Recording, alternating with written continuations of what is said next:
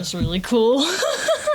It has been a while since I've seen this. Me too, actually. We saw this in the theater years ago. Yeah. I guess 2010 was when it came out, and we did see it in 3D. And it highly influenced me and some of the stories that I've written, so yeah. Nerding a little bit, we just got the 4K. It looked gorgeous. Mm-hmm. I'll nerd briefly and then I'll let you go. But with this release, they expanded the aspect ratio. So normally it's like super wide, and then for some scenes they went the filmed for IMAX version. These are things that you definitely notice more than I do. Well, it's just cool because there's more playground. Yeah. You know, it's just, this movie looks so cool. It does. If nothing else, it just looks so cool. The aesthetic is peak. I was really excited when this was coming out because I remembered the original and how it just was eye-popping and amazing, the process that they used to film it. We'll nerd on that at another time. But with this one, everything is clean and beautiful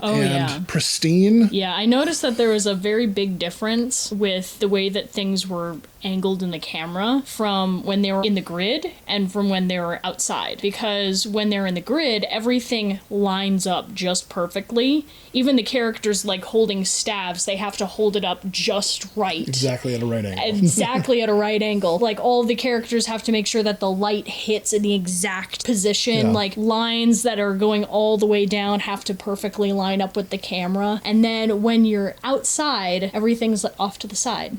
Yeah. Off to the side, off to the side. Yeah, definite differences between the grid and the real world. Loved that. The director of this, Joseph Kosinski, one thing I've noticed about this guy, he likes things clean and he likes things a precision instrument. The dude is an engineer in his mind because everything just works and it looks like it works and it looks like it's at the peak of its capability. This guy is probably the reason I'm a perfectionist now, because again, like, this movie it highly influenced me. I still do that to this day with all the stuff that I draw. I'm like, it needs to be here. Compositionally, it's set exactly this. Well, this one is obviously set years later. It came out in 2010, so we're assuming this is 27, 28 years later. Flynn's son is not sure what his purpose is in life. He sabotages the company. That was great. Yeah, that was pretty cool. That was a wonderful introduction. Because his dad's vision was that people could use this software for free. Yeah. Your user engagement is what would help you make a business. You weren't instantly profiting, but you were connecting with the users first. You were free to use it. Right. The corporation just wanted a grip of control over it. And they got a yipping dog instead. Yes, he hacked it with a great little picture of his dog, but then he gets visited by Alan, his dad's friend, said, hey, I got paged. It came from your dad's arcade. So he goes to the arcade. I get my nostalgia rush, my hit of nostalgia. I didn't realize, obviously, it was based off of the previous movie, and the previous movie was based on a video game. Like, all of this stuff had Actually, the video game came from the movie. Really?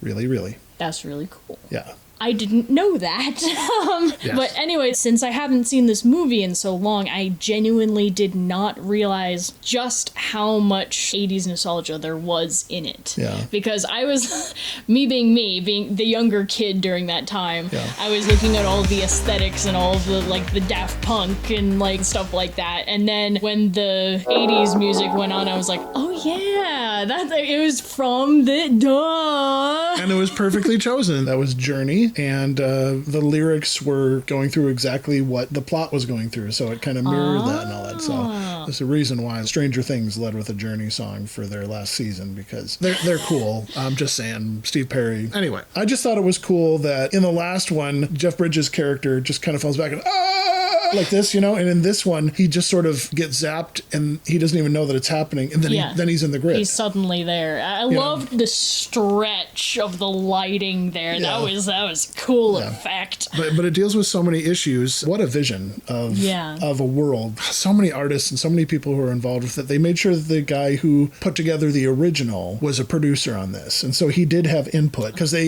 corporations just tend to run and steal properties. Wait a minute, that sounds like a plot of a movie. But he eventually meets up with his dad and then another character who you seem to have a special fondness for. Yes, I had a picture of this girl from I think it was a newspaper article about the movie. And I just liked that picture so much, I cut it out and I taped it to my wall.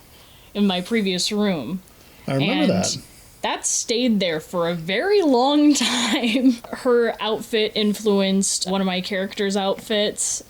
Tron, his mask, is the reason that my character's previous assassin mask looks the way that it does. I liked the cutouts on their clothes a lot. Oh, yeah. And I played around with that design quite a bit because, again, this movie influenced me so much. Like, it really did. Like, even the motorcycles. I'm gonna nerd out. All right, great. Nerd. My character has a fat, tired motorcycle because of this movie. And I like to think that it looks like those equestrian jockey guys that are like on horses and they're like really small and the horse is really big. And it's, like, she's a very tiny lady, but she's on this huge like monster bike. And so like her looking the way that she did is part of the reason why my characters are the way they are. The reason that I draw the way that I draw. I freaking love this movie. I love the aesthetic of this movie. I love the music of this movie. I like the action of this movie. I like the swell of this movie. Like it's dramatic. It's effective. It has high contrast in the visuals. It has good lighting. Like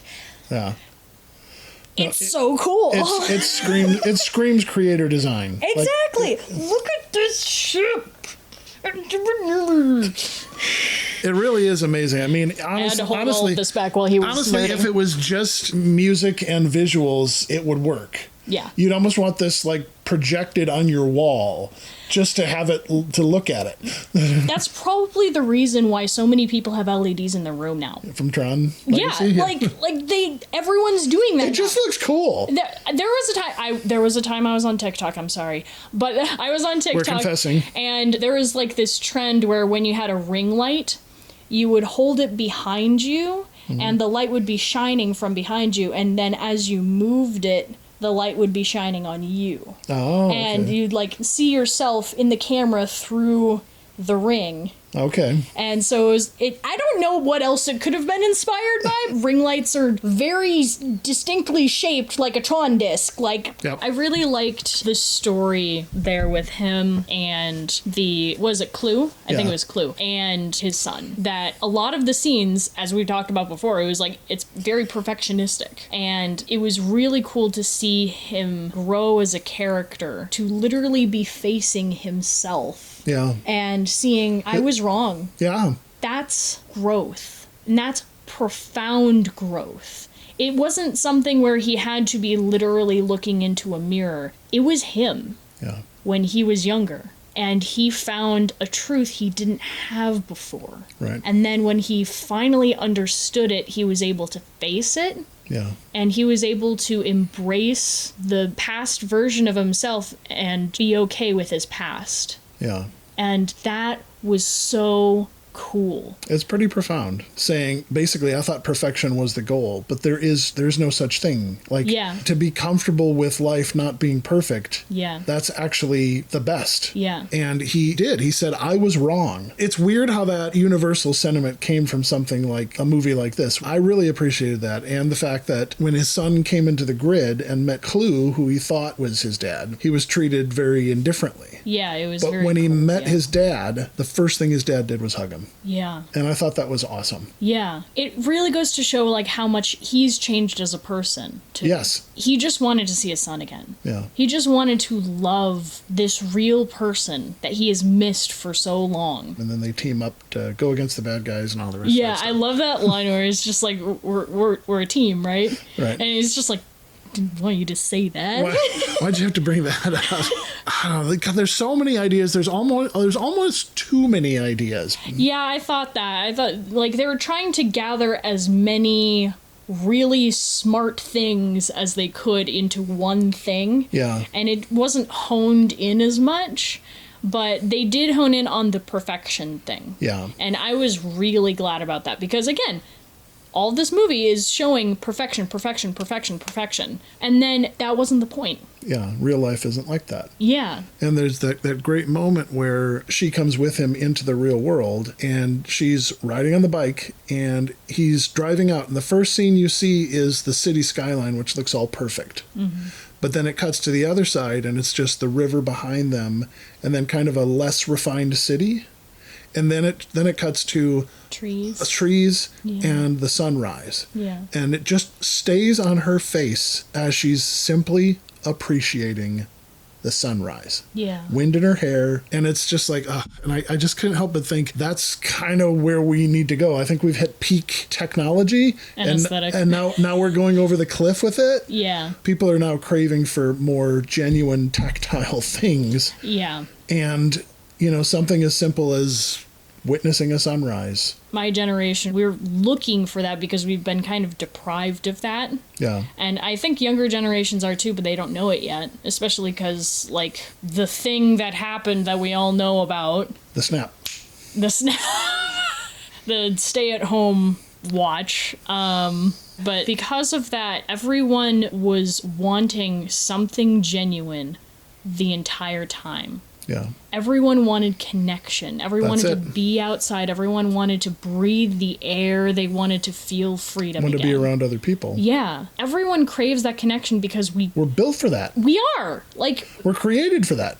We're our brains, our bodies, our hearts, everything about us screams, we need another person. Yeah. And even if we don't like being around people that much, it's still a need. Yeah. And then they made the video game based on the movie because they play the Tron video game in the movie, but it actually came from the design of the movie, and then they put that in real life arcades. Became one of the most iconic arcade games. That inspired a whole bunch of other people, but then that inspired this sequel, Tron Legacy, and then the design aesthetic of that just in and of itself inspired a whole bunch of people. Oh, yeah. Including you. Oh, yeah.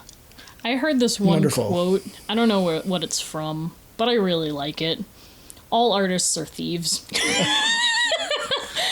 It's true. It's you're never going to come up with a perfectly original idea. You're going to get inspired by something, and you're going to make your own cool thing out of it. I just watched an older movie yesterday that inspired a filmmaker from the 90s, and they have exact shots in that movie that he just basically ripped off.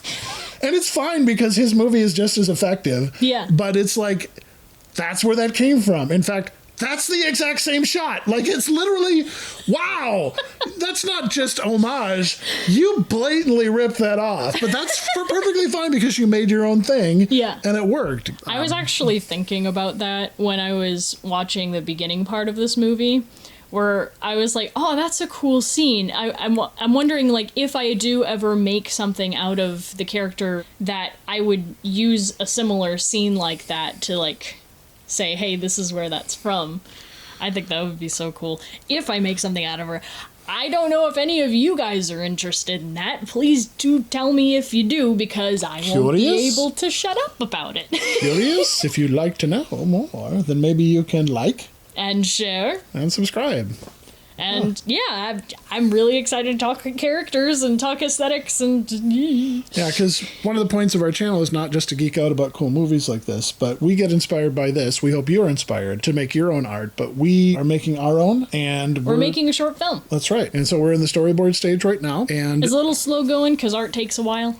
It does. We want to invite you along with the journey. So if you haven't seen our short film development videos, like to watch paint dry, you can well, I guess most people just listen to stuff, but that's where all this stuff gets made. I guarantee you they sat in a room pitching ideas around for each other until that's cool.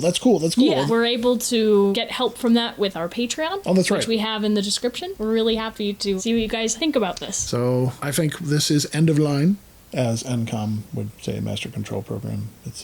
It's a nerd thing. We're going off the grid, but... Oh, wait, I'm still here. You left me here, in the grid, all alone.